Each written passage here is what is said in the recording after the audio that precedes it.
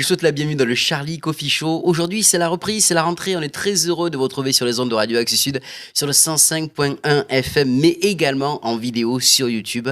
Et nous sommes comme d'habitude ici dans le studio My Sound à Paris de Toulouse. Nous sommes à Montrablet plus précisément. Nous sommes merveilleusement bien accueillis comme à la maison et chaque 15 jours, nous recevons un artiste ou une artiste, une petite pépite que nous avons dégotée pour vous sur la région toulousaine. Une chanteuse aujourd'hui. Et quoi de mieux que de commencer par une charmante chanteuse, Ella Lairon. Salut Ella. Salut. Très heureux de te recevoir ici au Charlie Coffee Show. Alors Ella, on va commencer par le commencement.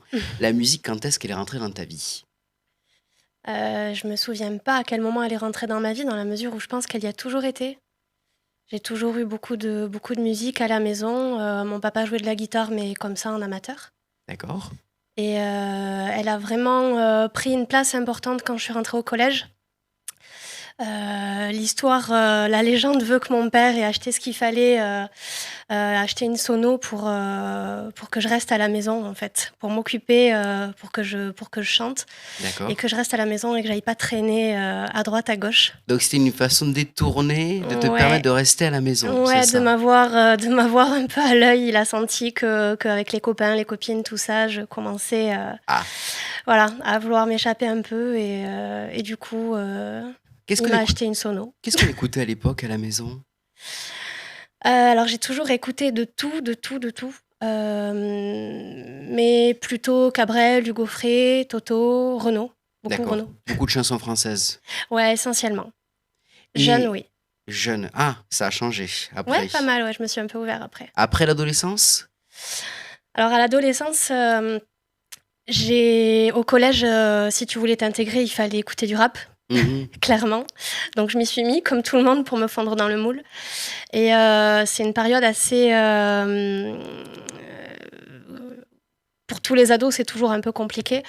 Et moi, j'avais la musique à côté. J'avais pas trop une vie d'ado normale puisque je passais toute ma vie déjà à l'époque en studio avec des adultes, avec des grandes personnes. Et comment ça a commencé ça justement?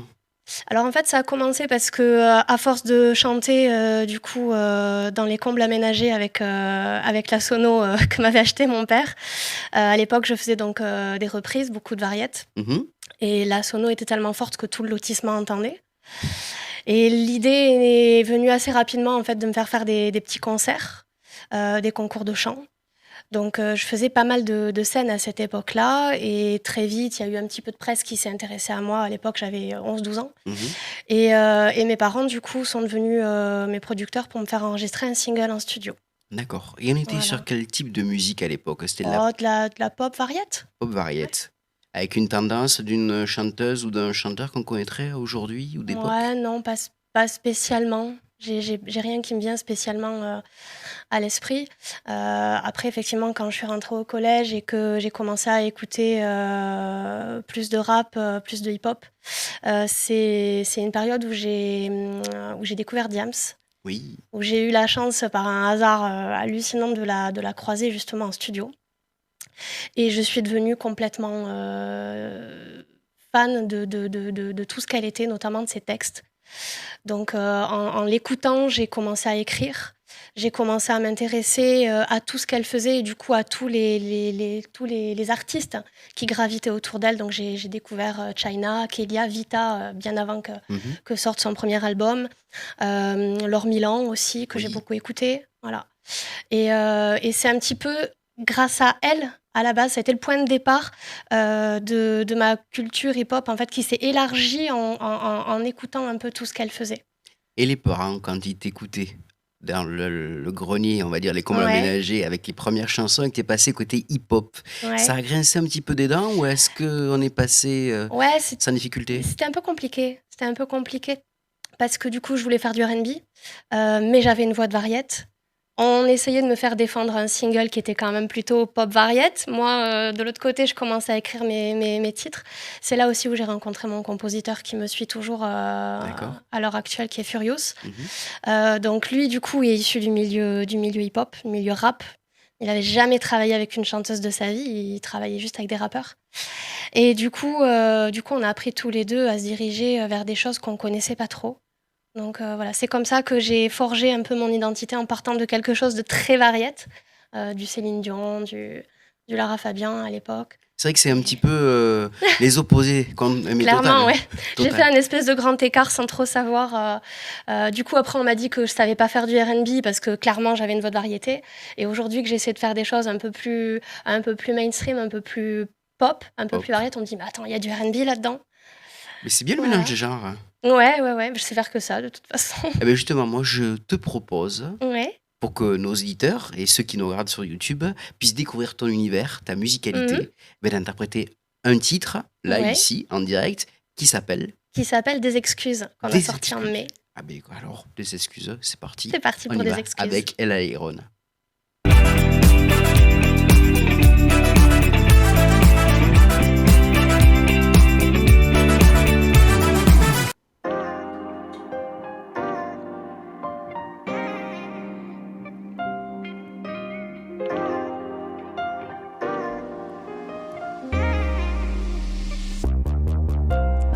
Tu dis que j'ai trop d'ego, que je n'excuse pas, et c'est peut-être pas faux, mais on ne se refait pas. Tu sais que je suis fière, que j'ai un foutu caractère, que je perds mes repères quand toi et moi on se fait la guerre. Pour la vie, on s'était mis d'accord, on a tout ce qu'on s'est promis, et tellement plus encore. Et même si j'avoue pas mes torts pendant nos désaccords, c'est que j'ai moins tort que toi chérie, excuse-toi d'abord.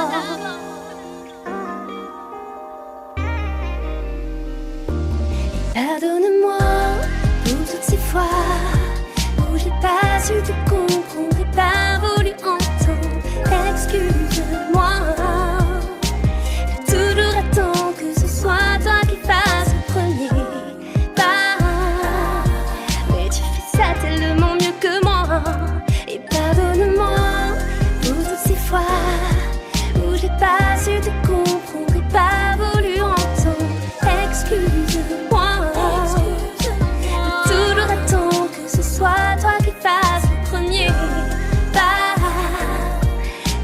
Ça tellement mieux que moi. Ouais, toi tu fais ça tellement mieux que moi. Allongée seule dans le noir, je repense à tout ça et je me demande bien comment on en est arrivé là. À quel moment les choses ont commencé à mal tourner. Moi tu sais je n'ai rien compris, j'ai rien vu arriver. Mais quels sont ces mots de trop qui déclenchent les tempêtes, qui nous font monter si haut, nous font tourner la tête. Tu me reproches de ne jamais te demander pardon. C'est parce qu'au fond tu sais bien que j'ai trop souvent raison.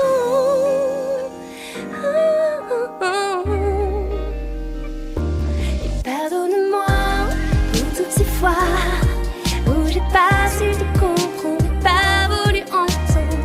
Excuse-moi. Toujours attends que ce soit toi qui fasses le premier pas. Mais tu fais ça tellement mieux que moi. Pardonne-moi pour toutes ces fois où j'ai pas su te comprendre et pas voulu entendre. Excuse-moi. Toujours attends que ce soit toi qui fasses le premier pas. Mais tu fais ça tellement mieux que moi. Ouais, toi tu fais ça tellement mieux que moi.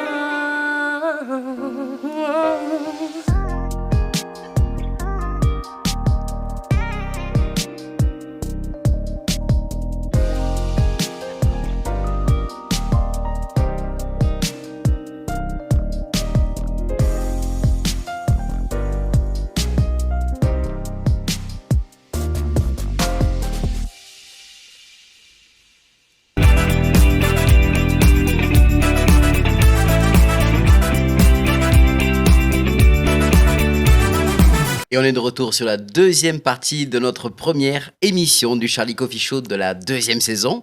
Voilà, c'est 2.0 ici, avec une chanteuse, Ella Iron, qui nous a présenté un titre, Des excuses. Tu nous parlais de cette rencontre que tu as eue avec Diams en studio. Comment ça s'est passé ?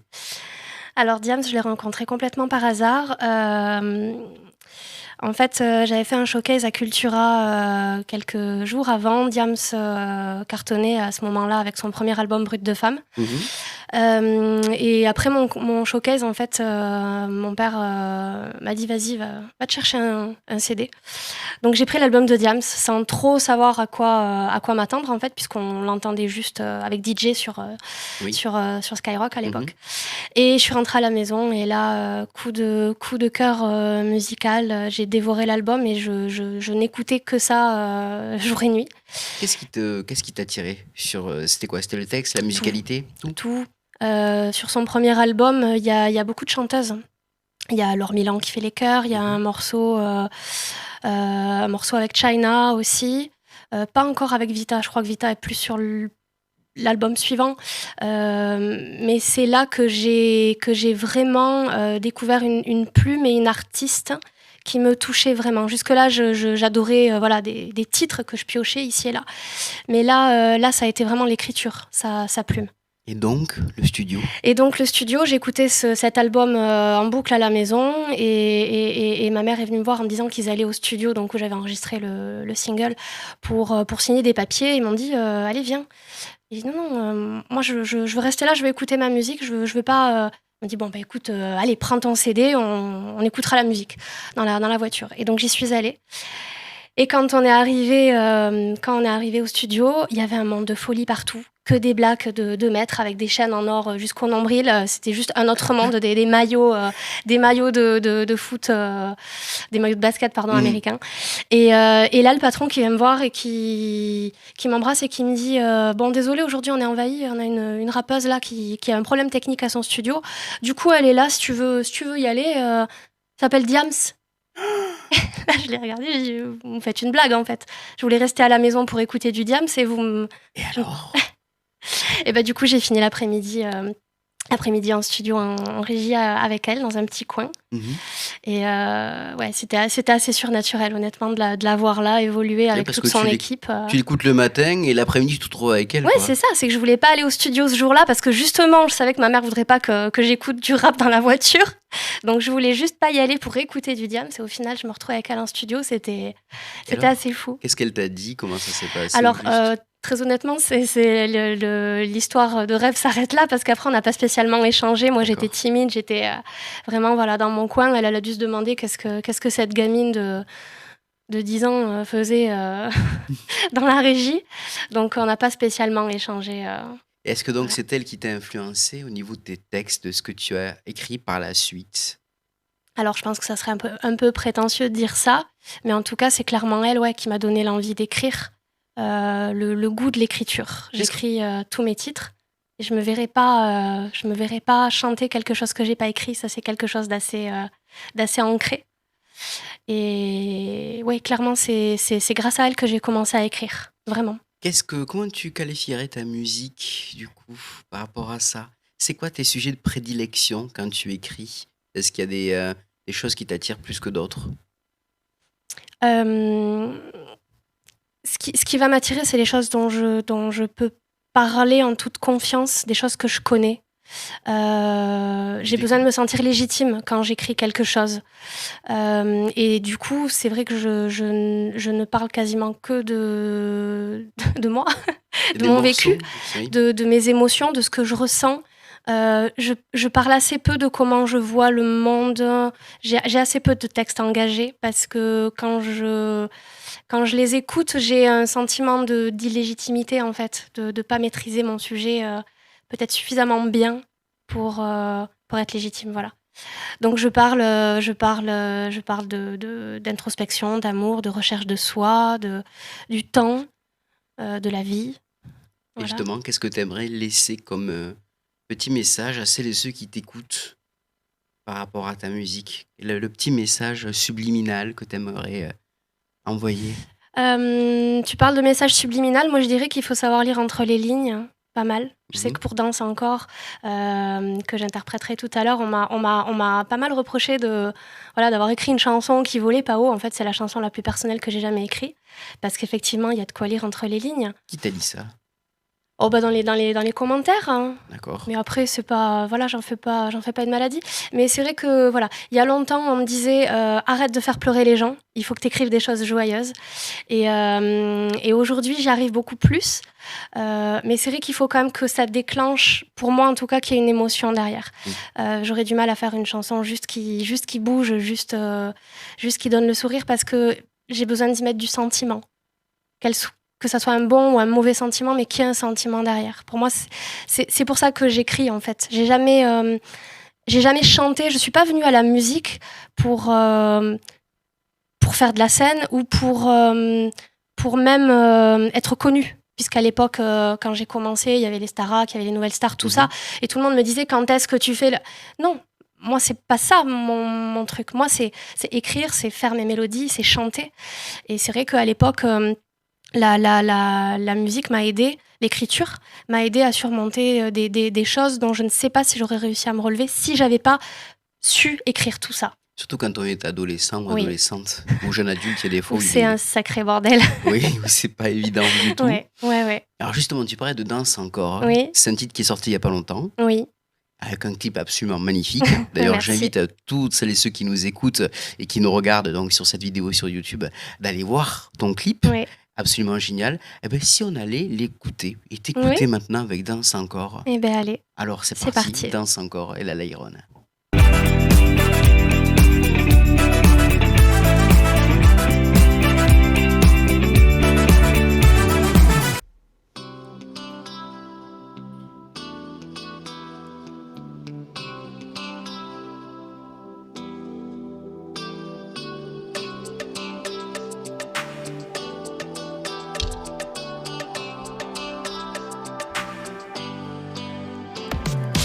Dans son corps, serre-moi fort, presse ton corps contre moi. Dans son corps, serre-moi fort, j'ai tout besoin de toi. Dans son corps.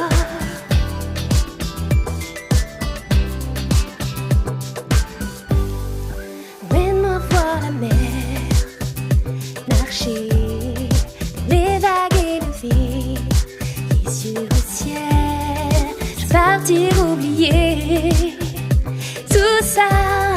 Je veux juste toi et moi, encore une fois. Tu mets des filtres dans ma vie et des paillettes sur mes nuits. Moi je dois vivre aujourd'hui. Oh. Je cours après le temps, je ne veux pas d'or ou de diamants, que des fleurs séchées dans le vent. Dans son corps, serre-moi fort, presse ton corps contre moi. Dans son corps, serre-moi fort, dis-moi que ça ira. Dans son corps.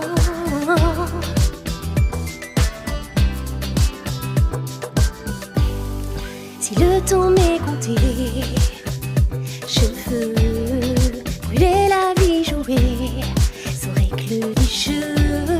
Je veux gravir des sommets, avoir le monde sous nos pieds, le souffle coupé. Tu mets des filtres dans ma vie et des paillettes sur mes nuits. Moi je dois vivre aujourd'hui. Oh, oh. Et je cours après le temps. Je ne veux pas d'or ou de diamants, que des fleurs séchées dans le vent. Dans son corps, serre-moi fort, presse ton corps contre moi. Dans son corps, serre-moi fort, j'ai tant besoin de toi. Dans son corps, dis-moi que tout ira.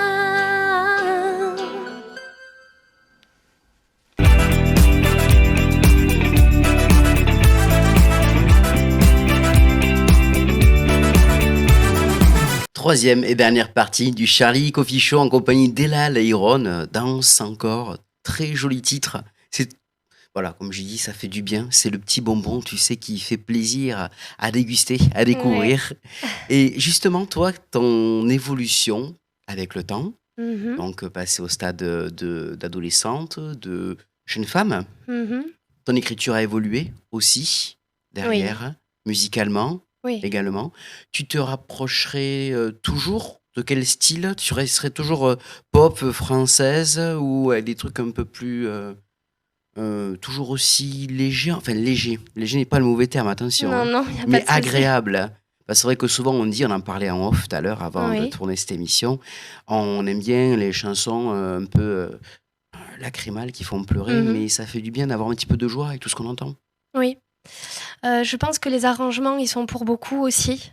Parce que la première version de Danse encore était beaucoup moins ensoleillée. Ça a D'accord? été un parti pris d'ailleurs avec mon arrangeur John Lator qui m'a envoyé la version et je lui dis ouais mais tu sais là la chanson elle sonne happy quand même. Ouais. C'était pas l'idée de base. C'était quoi là-bas? C'était vraiment quelque Non, chose de très. il y avait moins de guitare, il y avait plus de piano. Mhm. Elle était soleil, mais moins que ça. Il y avait un petit peu plus de mélancolie dedans derrière qu'on pouvait un peu plus apercevoir. Il l'a rendue voilà, plus dansante. Et puis, bon, mais comme les trois quarts du temps, quand il m'envoie une version, au bout de quelques jours, je m'y fais parce que c'est ce qu'il faut. Il a ce talent de savoir trouver l'arrangement qu'il va falloir et je lui apporte ma chanson et puis il l'a fait passer à un stade supérieur. Donc ouais, la chanson était moins fraîche à l'origine. Ouais. Mais ça Voilà. te va à merveille, vraiment, ce côté Ouais. frais. Ça fait Ouais, plaisir on a besoin de d'entendre. ça. On a besoin de ça maintenant, Ouais. c'est vrai, hein. Et si jamais tu devais faire un duo avec un chanteur ou une chanteuse, Ouais. française ou internationale, ça serait qui? Il y a beaucoup d'artistes que j'admire, mais j'en admire beaucoup qui ont strictement rien à voir avec mon univers musical, donc C'est ça génial. ça serait assez étrange de me retrouver avec eux. Et pourquoi pas? Et qui, justement? Bah, moi, je suis une fan absolue de Juliette Armanet et de Ben Mazué, Mhm, que j'idolâtre autant l'un que l'autre pour absolument tout ce qu'ils ont fait. mhm. Mais effectivement, c'est assez éloigné de mon univers musical à moi. Donc pourquoi pas. Après, je dirais peut-être Luigi PK. J'aime bien Oui? son univers un peu fun, un peu mauvais garçon, mais en même temps avec un côté enfant derrière. Ouais, j'aime bien son univers un peu pop coloré. On adore justement les contraires qui s'attirent, hein, Ouais. justement. Et ça, c'est absolument génial. Pour toi, l'avenir, ça sonne comment musicalement? Qu'est-ce que tu nous prépares? Alors en fait, j'ai après une longue pause de 7 ans, à la musique, j'ai décidé cette année de revenir avec des anciens titres à la base. Mhm. Donc on a écouté avec mon mari, on a écouté, une cinquantaine de mes anciens titres qui dorment, dans mon ordi de studio depuis longtemps, certains depuis plus de 15 ans D'accord. et on en a sélectionné 20 et on a fait écouter ces 20 à un petit panel de personnes. On en a sorti 6 Mhm, et on les a retravaillés pendant 6 mois donc avec mon compositeur Furious mhm. et John du coup. Et donc là, en fait, on a des titres qui sont prêts, sauf qu'entre-temps, on n'a pas pu s'empêcher d'aller en travailler des nouveaux, comme Ouais. des excuses et Danse encore. Mhm. Voilà. Donc là, l'objectif, c'est de sortir ces titres les uns après les autres, finalement, sans se mettre de pression, avec ou sans clip, on verra. Oui. Et donc voilà, c'est de livrer au compte-gouttes, en fait, des morceaux qui, pour certains, ont une quinzaine d'années, certains que j'ai écrits au collège, qui ont été, pour certains, retravaillés plusieurs fois avec plusieurs équipes différentes. Et justement, Et qui... qu'est-ce que ça fait de passer du statut de ce titre, de certains titres qui sont passés du collège, quand tu les écoutes aujourd'hui, ça donne quoi, ce Alors, petit... pour ceux qu'on a choisis, c'est qu'ils ont bien vieilli. Je te rassure, c'est pas le cas de tous. Là, en l'occurrence, celui qui est très ancien, qui s'appelle Le Cœur des gens et que ceux qui viennent me voir sur scène connaissent parce que je le chante parfois. Mhm. Le Cœur des gens, c'est une chanson qui parle de harcèlement scolaire. Donc, qui m'est très cher, qui est malheureusement un thème d'actualité Oui. brûlante encore aujourd'hui. Mhm. Et donc, c'est pour ça qu'on a choisi de le garder, parce qu'on savait... on- j'ai toujours su que ce morceau était assez puissant. Et là, je crois que ça y est, on a la bonne version pour le sortir enfin dans l'année. Donc ces fameux titres vont sortir au Ouais, compte-gouttes. les uns après les autres. C'est génial. Certains qui font pleurer. Bon, pourquoi pas, mais il en faut aussi quelque Ouais. part, bien évidemment. Ouais, Tout ouais. n'est pas rose, malheureusement. Mais ouais. Voilà. Et où c'est qu'on peut te retrouver justement sur les réseaux sociaux et peut-être même donc du coup sur Spotify, Deezer, tout ça. Ouais, sur toutes les plateformes musicales, que ce soit Apple, Amazon, Deezer, Spotify, tout. Et on tape Ella, Lyron. Voilà, Ella, Lyron, tout D'accord. simplement. Et après, sur tous les réseaux classiques aussi. YouTube, Voilà. on peut te retrouver. Ouais, on peut bien sûr, YouTube, Insta, Facebook, Mhm. un peu TikTok. Oui. Voilà, Bon, ben, c'est absolument ça. génial. Nous, on va te souhaiter le meilleur. Ouais, Voilà. merci. On aura la joie peut-être de te recevoir la saison prochaine Et ouais, pourquoi avec pas. les nouveaux titres. Je Et je reviendrai te avec propose. plaisir. Ah ben, ce sera le plaisir partagé. Un grand merci bien sûr au studio My Sound qui nous reçoit à chaque fois. Et donc d'une nouvelle fois pour cette nouvelle saison qui débute ici pour le Charlie Coffee Show. Et on va se quitter Ella, donc Oui. avec ce dernier titre que tu vas nous interpréter qui s'appelle... Qui s'appelle En attendant et qui est une exclue pour toi. Ah ben, exclu alors. Puisque c'est le prochain titre que l'on va sortir et dont on est en train de peaufiner le clip. D'accord. Eh bien alors en Voilà. attendant, Ella, on te propose de C'est parti. nous interpréter ce titre. Merci à toi.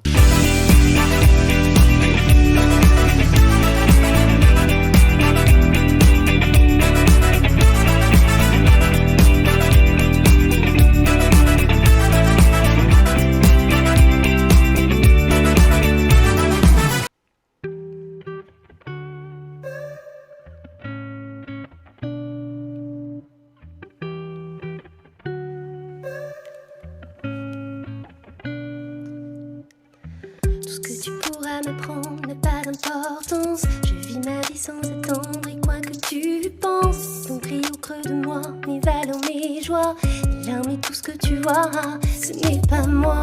Sans relâche, j'ai lutté pour me cacher, pour me préserver de ce monde qui m'effraie. Je cherche pas à comprendre. Je ne suis pas encore prête à me rendre. Est-ce que tout ça a un sens? Dis-moi. Que nous est-il arrivé? Je ne me reconnais pas. Ça ne me ressemble pas. Ce n'est pas moi.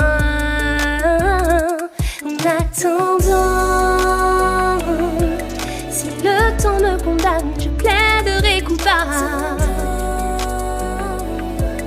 Comme une fleur se fane, il consume nos âmes. De l'amour à la peine qui coule dans nos veines. En attendant, nos cœurs saignent.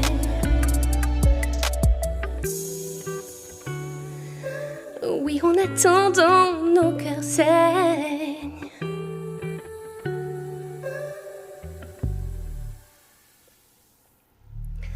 Est-ce que tu sauras attendre? Est-ce que la patience saura nous sauver et nous redonner confiance? Est-ce que je prendrai conscience un jour enfin de ma chance? Est-ce que tout ça a un sens? Dis-moi. Que nous est-il arrivé? Je ne me reconnais pas. Ça ne me ressemble pas. Ce n'est pas moi. En attendant, si le temps me condamne, je plaiderai coupable. Comme une fleur se fane, il consume nos âmes. De l'amour à la peine qui coule dans nos veines. Oui, en attendant, nos cœurs saignent. En attendant, si le temps me condamne, je plaiderai coupable.